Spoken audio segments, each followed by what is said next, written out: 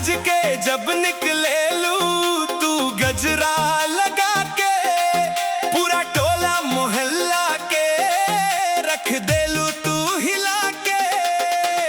अखियन में गजरा होठवन पे लाली, तोहरे ही चर्चा बाटे अब ता गली गली।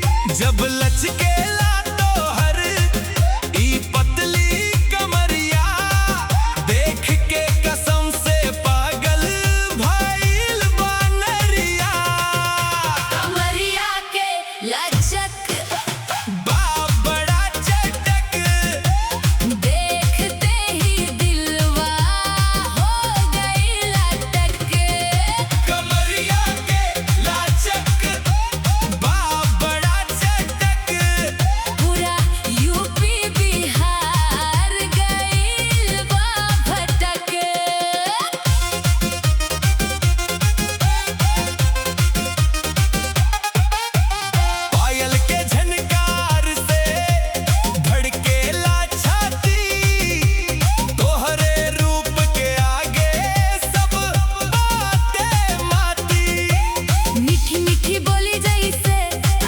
रसगुल्ला लागे हो, तोरे ही नाम के हर जगह अब ता हल्ला जागे हो।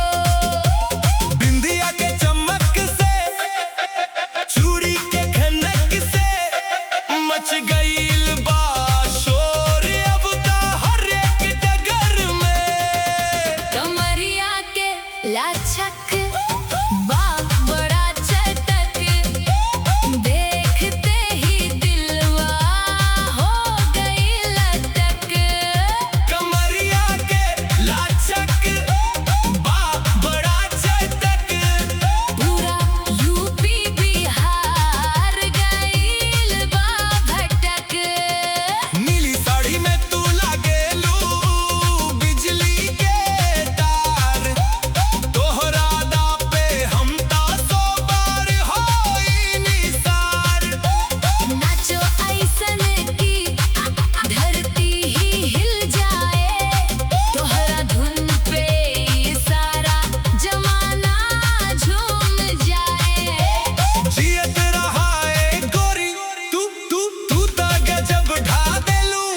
अपन ठुमका से सबके होश उड़ा दे लूं। कमरिया के लाचक